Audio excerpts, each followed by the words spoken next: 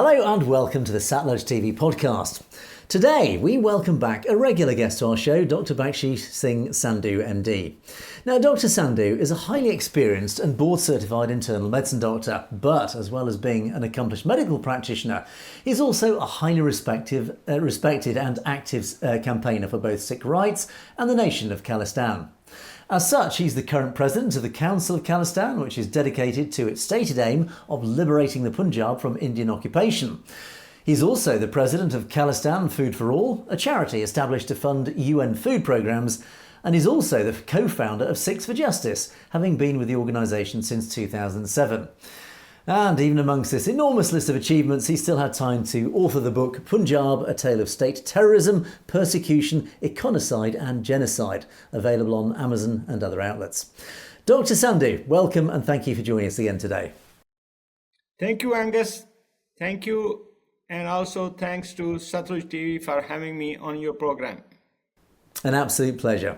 So, Dr. Sandhu, since at least 1947, there seems to have been a concerted agenda of the Indian government against the Sikh community, and it's the manifestation of that agenda that I'd like to explore with you today.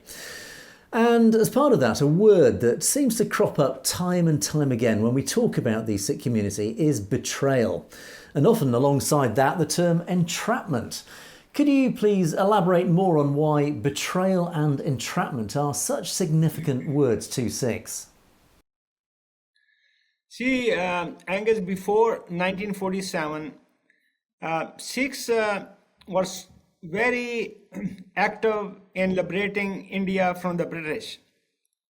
So in order to do that, they went from America, everywhere else in the world, and they went to Punjab and India to liberate basically India from British occupation. They were dreaming that one day they will live in an independent country. However, what happened was totally the opposite. They were dreaming that they will have equal rights, religious freedom. What happened was, immediately after 1947, their religion was not recognized, their language was not recognized, and they were labeled as Hindus in the Indian constitution. And they say, what is this? This was in the background of promises made to the Sikhs by Indian National Congress. They say, we'll set up a separate state in the northern India where Sikhs can have the glow of freedom. And Mahatma Gandhi said that my Sikh brothers have nothing to fear, because if the Congress party does not give them equal rights, they have the right to draw their kirpan, their sword, from the scabbard, and they can get their rights. That's how the Indian National Congress trapped Sikhs. Oh, you are brave people. If I don't give you rights, you will get your own rights because you're very strong and you are brave and you're fighters. But that was basically betrayal, because they promised everything and they delivered nothing. And not only that, they also took the rights away from the Sikhs. So that's where the Punjab Independent Referendum, the campaign for liberation of Punjab from India, that's where it's coming from. That's how it started. If the Sikhs were given their state of Punjab, their language was not attacked, their religion was not attacked, their religious institutions were not attacked, they had no problem. The Sikhs initially were not asking for Khalistan. They were asking, give us equal rights. The rights they're given to other Indians.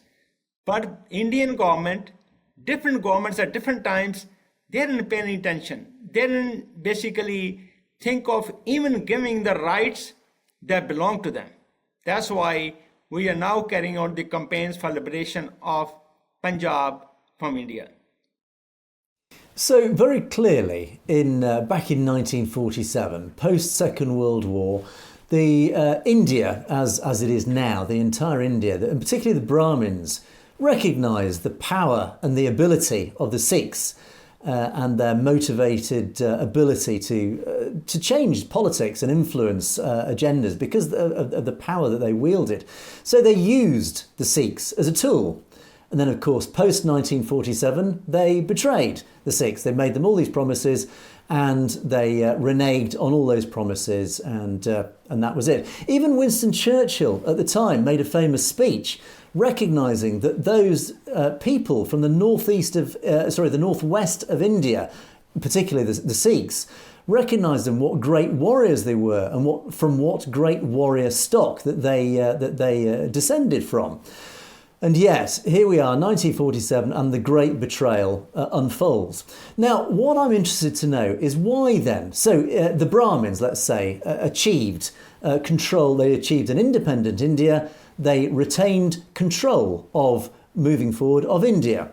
So why then, after 1947, is India continuing to keep this iron grip control over the Punjab? Why now, even now? See, that's a good question, that why India completely turned around 180 degrees. Before 1947, they were saying, Sikhs, you guys are great, you're warriors, you are patriotic people, you have gotten us freedom. But then they turned around. So why? Why did they turn around? Because Punjab is very critical state, because it belongs to Sikhs. Most of the Sikhs, they come from Punjab. So Sikh people are brave people. They have won wars. They participated in World War I and World War II. And they were very instrumental in winning the wars with the Allied forces. Then the Congress Party thought, the Indian National Congress Party at that time, that the Sikhs should not be given rights because they may become too strong. And if they become too strong, they would take over India. That's why their miscalculation. The Sikhs had no intention in taking over India. Second thing was that the Punjab, it produces a lot of food, and that feeds millions of people in India. That it gives the food that can feed 400 million people in India. Then the Punjab has water. Water is the most precious commodity at this time. So they want to take control of Punjab. And then if it's adjoining, I think another fundamental factor is Punjab is very importantly geographically placed. So Punjab is basically between Pakistan and between India. These are two nuclear powers, and they are at the neck of each other, ready to start war at any time. Especially the Indians, if anything the Pakistan does, the Indian people say, attack Pakistan, attack Pakistan. So they basically have anti-Muslim attitude, which is basically a factor ready to trigger any anti-Muslim sentiment. So Punjab has food, Punjab has water, and Punjab is geographically situated, just separating India and Pakistan, so they don't start war that easily. So what's the benefit of liberating Punjab from Indian occupation? That the war threat between Pakistan and India will subside significantly. Also, we will be the trading partners with Pakistan and with India.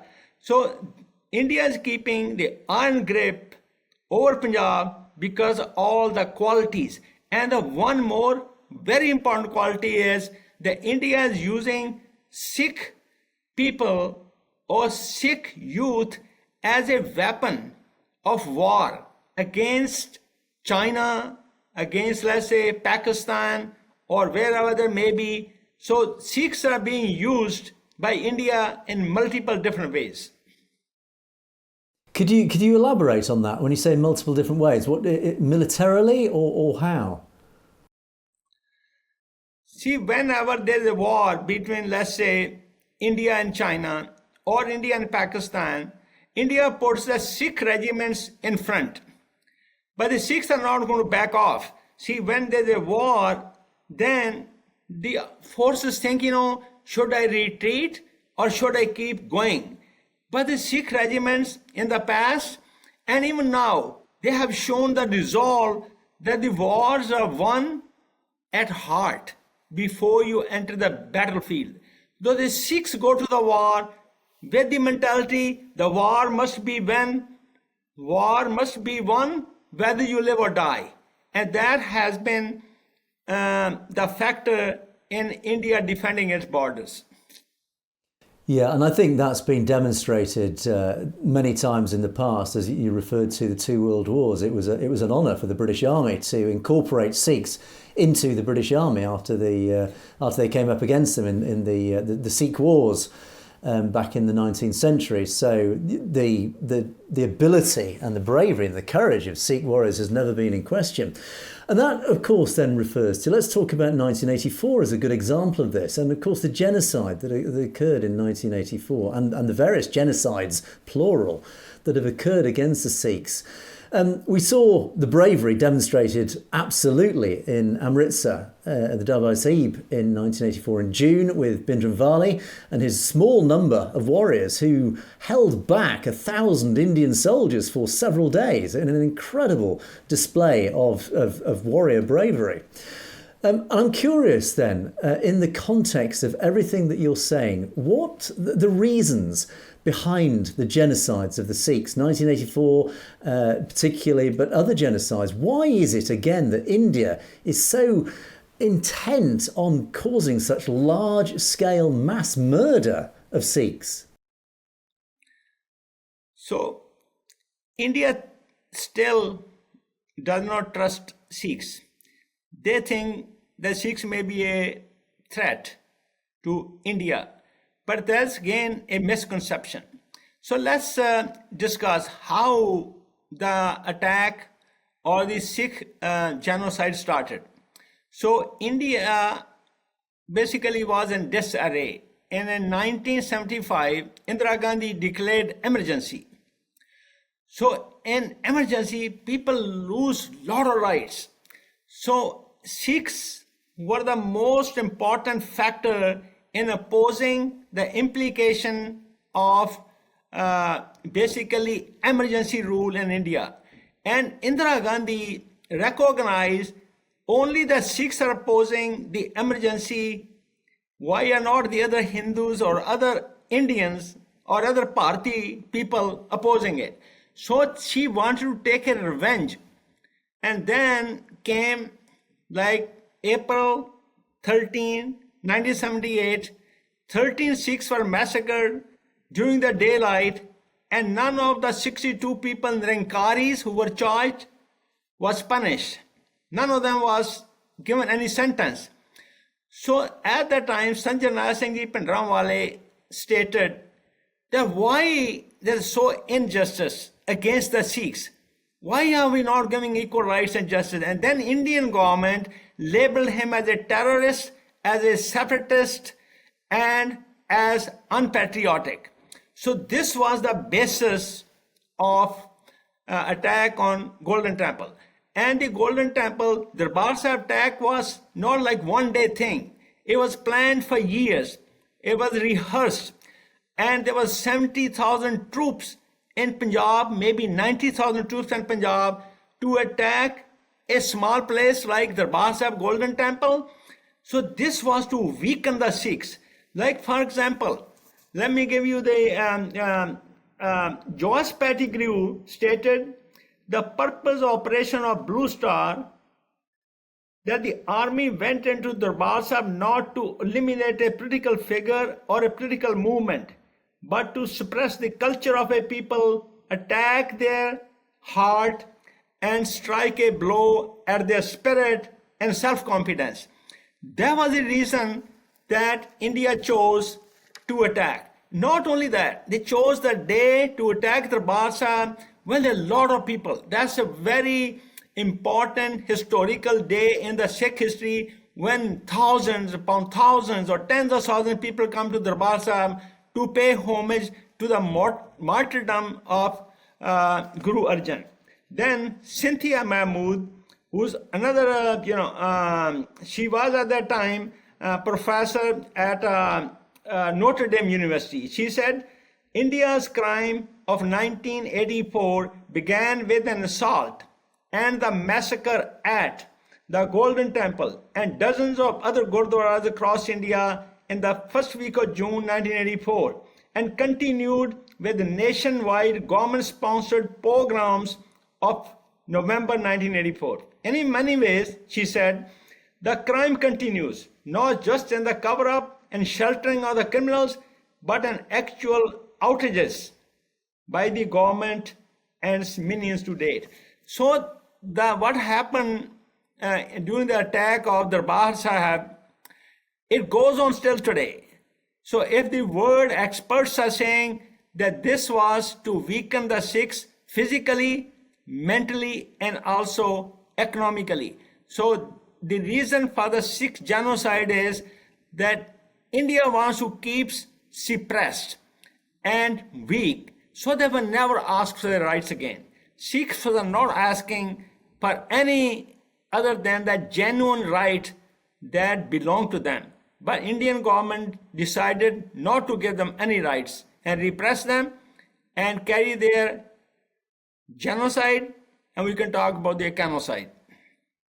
Well, let me ask you, Dr. Sandhu. I mean, you've used this term econocide in the title of your book, and clearly India's persecution and oppression of the Sikh community has taken many forms, but one of which we've obviously talked about, just the physical attacks.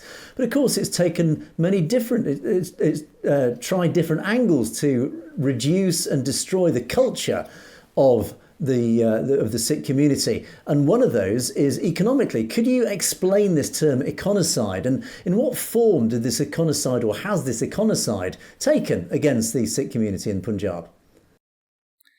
See, Indian government is attacking Sikhs and Punjab by all possible means. So India has declared a war on Sikhs and on Punjab, but Sikhs have realized it. But other non-Sikh Punjabis also have to learn that their life cannot be better. Their life cannot be prosperous unless Punjab is liberated from India. So how is India doing it? Econocide, making the economy weak. Genocide. And there's no industry in Punjab. All the industry that there was has left. Punjab was economically a very important state. It was a viable state. There basically every sort of industry was there in Punjab, other than very big heavy industries like shipbuilding. So there was a lot of cotton industry, textile industry, machine tools, cycles. Lots of stuff are being manufactured in Punjab, and they basically have gone down. And then what India did was take all the Punjab's electricity, and what did they gave coal. The coal, which is very polluting and causing illness like asthma or emphysema and lung cancer and other types of cancers, that's being given to Punjab at a high cost, and the electricity is being taken free. So, and similarly, India now wants to control Punjab's land. There are 3 farm laws they made in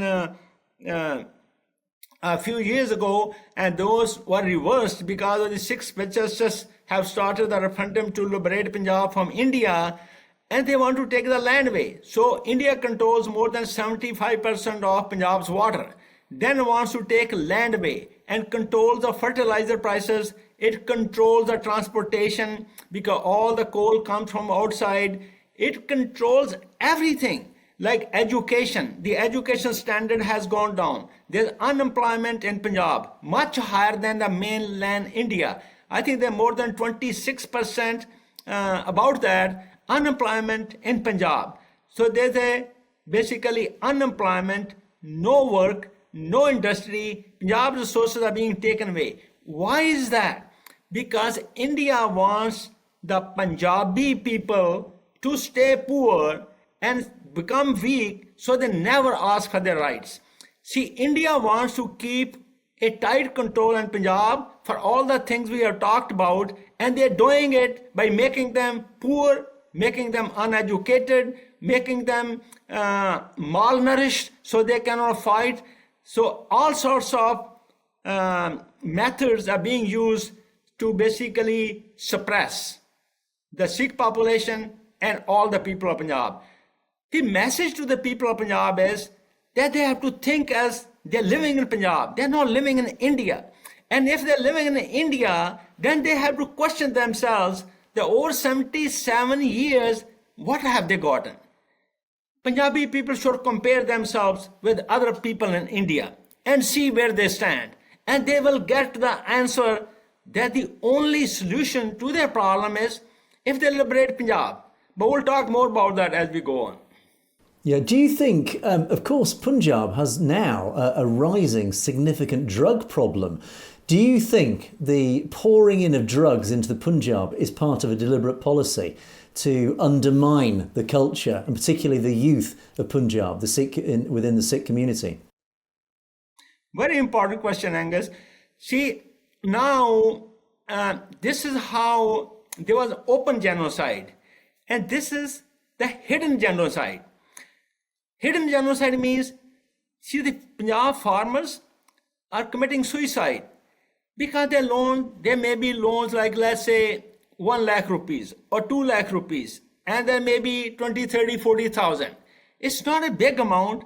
I am teaching the Punjabi farmers, don't commit suicide. If your land goes away, and then you can fight for your survival. But if you commit suicide, you kill yourself, your family will suffer even more. If you want to reduce the suffering of your family, economic burden, then if you die, your family will be much worse off. So they're being forced to committing suicide because if you don't pay the loan back, we'll take your land away. And no landowner wants to take his or her land taken away. Now we're talking about the drug menace. See, Punjab is a border state, but Punjab is occupied and heavily fortified by paramilitary forces. Even a sparrow that crosses the border, they can detect it. But a large amount of drugs are being imported into Punjab. And who is responsible? Why is it not being stopped? Because the Punjab government and the Indian government, I think in collaboration with each other, don't want to end the drug problem. Because if people are dying from drugs, so this is a part of silent genocide. If people are dying from suicides, that's a silent genocide. As I said, India has been attacking Punjab and Sikhs always. All the methods, I mean to say, like their econocide, their genocide, basically the natural resources are being taken away, education is being, the standard of education has gone down a lot, there's unemployment, people have no money to buy medications or next day's food. This is all contrived, this is all well planned. But these Punjabi people and Sikh people need to know what's happening. So basically, the drug problem is created and being fed perpetually by the forces which are hostile to Punjabi people.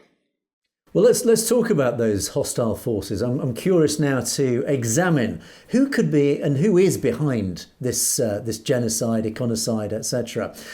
Can we take a look at the Hindu religious organisations that are standing up against Sikhism? Who are they? Who are we looking at? That's a good question.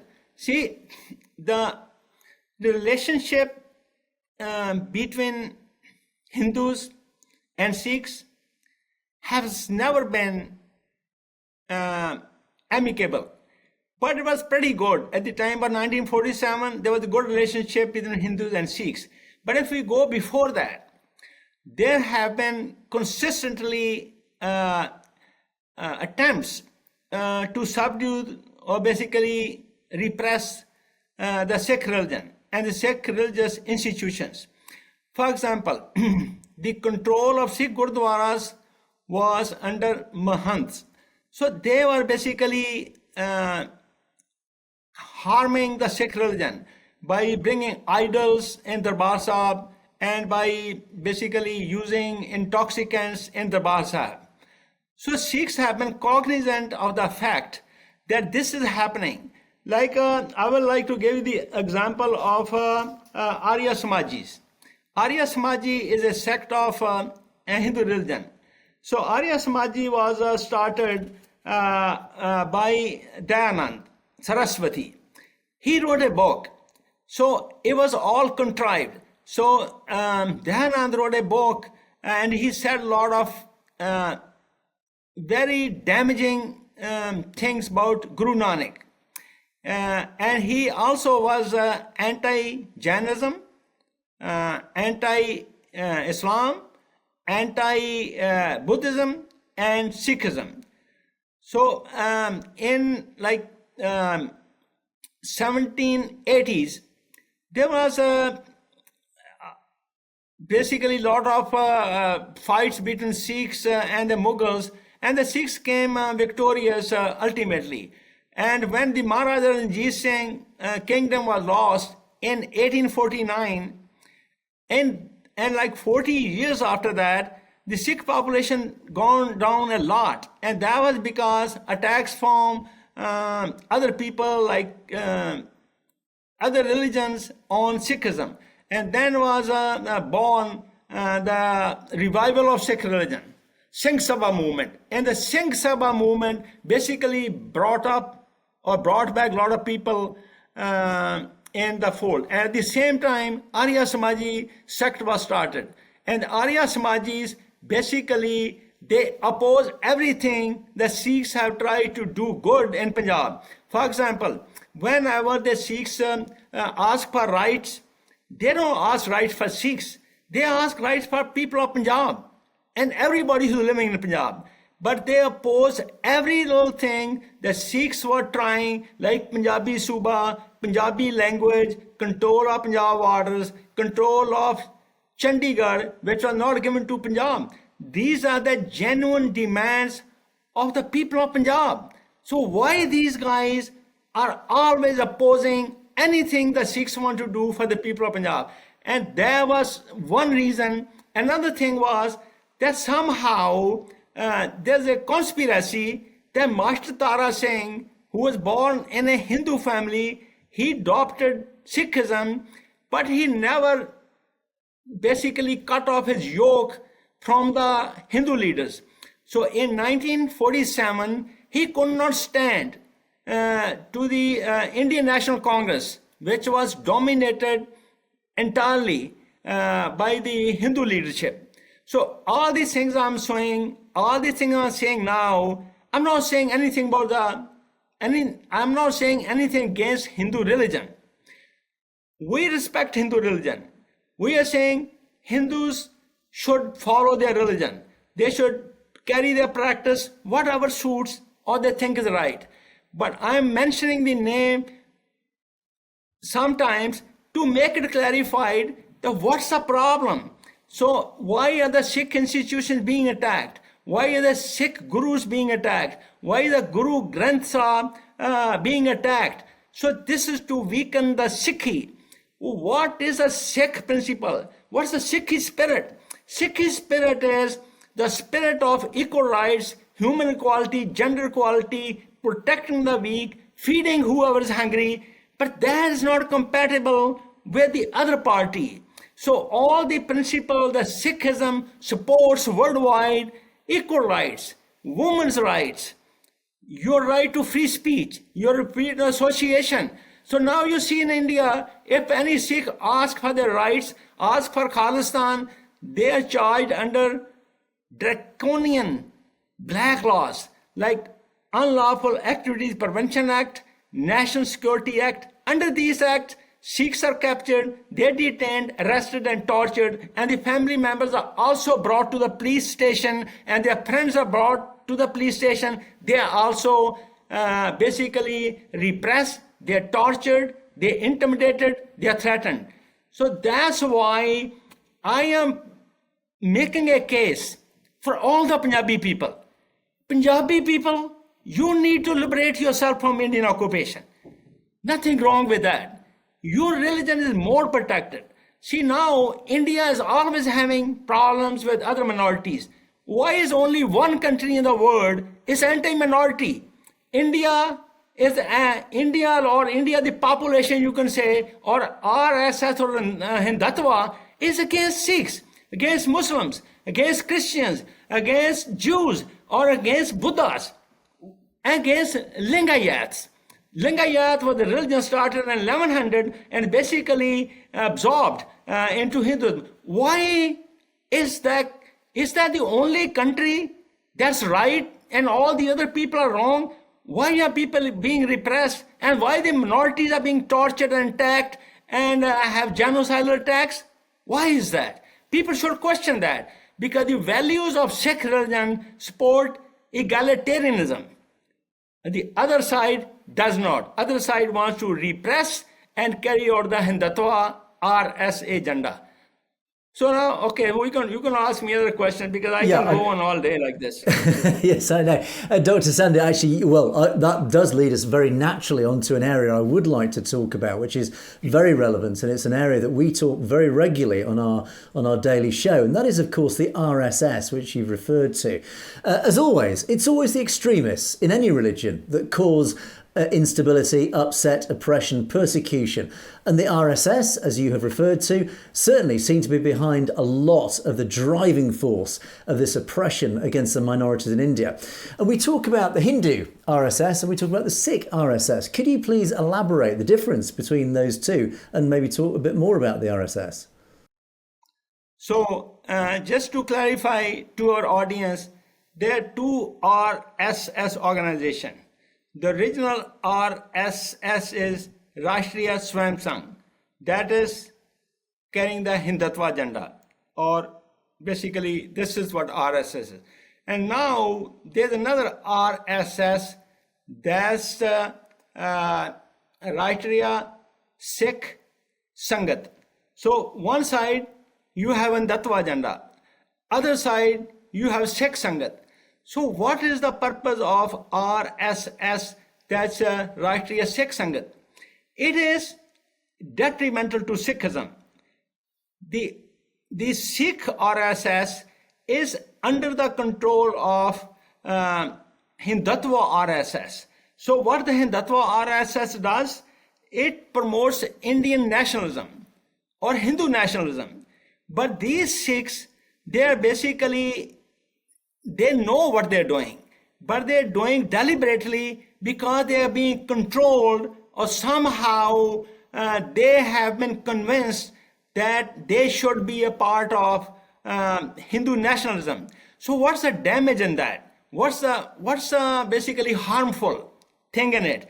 See, the RSS, Rashtriya Sikh Sangat, if it goes to the Indian nationalism, that's a Hindu nationalism. That means the Sikh identity is being diluted.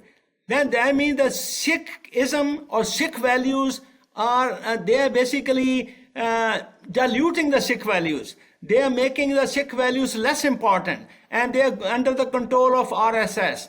The RSS, the Sikh RSS, has been basically given orders from SGPC that nobody should cooperate with them. SGPC says, or basically Caltech, you can say, they have sent a directive that people, the Sikh people, should not cooperate with Rashtriya Sikh Sangat because it's detrimental to the Sikh values. That's a reason why this is happening. And we want to talk about another organization, which is Nirankaris. So Nirankari is a sect of Sikhs. They are Sikhs, but they believe in a living guru. The mainstream Sikhs, they don't believe in living guru because Guru Gobind Singh said, after him, there will be no living guru, and your guru is Guru Granth Sahib. So that's a Sikh holy scripture. But Nirankari said, no, we're going to have a living guru. So there's a conflict between the values of Nirankaris. So what is a Nirankari organization? What are they doing? Let's say if you're in Punjab, and these Nirankari people have connections with Indian government. And when they have their meetings, at the end of the meeting, they talk one thing. Once somebody says, oh, my electrical current is not being connected. And they say, okay, here's my card. Call me tomorrow. I'll get electricity connected. And that happens in 2 days.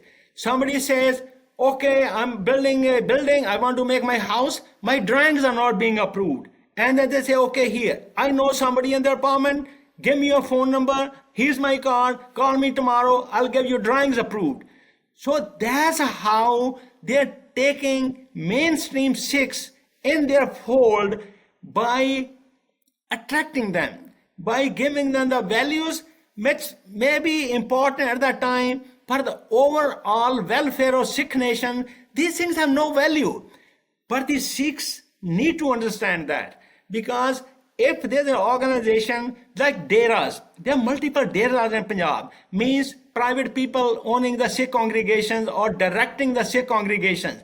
And they offer them all those things, we can do this for you, we can do that for you. But the other people in villages whose work is not done, they're naturally being attracted to these kind of Deras. They think that their work can be done, while the ordinary people who want to do the right things, their work is delayed or stopped or basically going nowhere. That's why these organizations are doing damage to Sikhism. My request to mainline Sikh people is, don't go to the Deras. Do your own thing. Maybe you'll be late in getting electrical connection. Maybe you will be delayed in getting your drawings approved.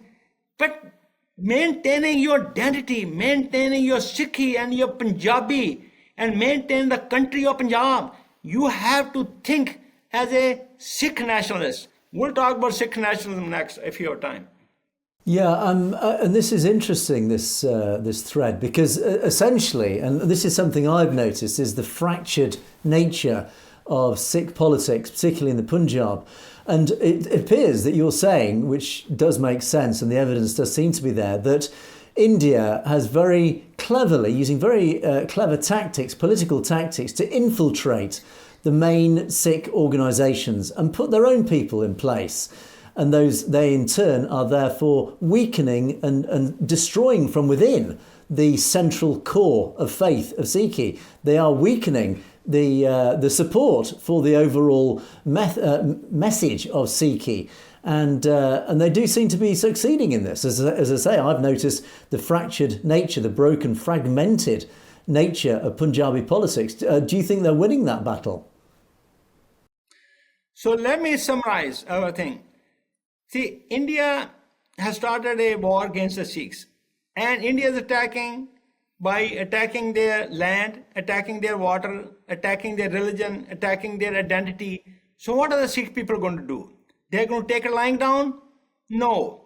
The Sikhs are prevailing now because the Sikhs have basically understood what's going on, attacks on their religion, attacks on their economy, and Sikhs are basically prevailing in the fight. So other thing is, the Sikhs need to know and need to understand that India is not going to stop doing what they're doing. Then if there's a war, there's a hidden war, and there's an open war. The open war is they're killing us openly. We'll talk about the transnationalism maybe next time, because that's a big topic. So not only in Punjab, now they have come in other countries and started killing Sikhs who are activists, who are asking for the rights. And in doing so, India does not care about their image worldwide. So basically, India is violating all the political, democratic, and legal rules in the world.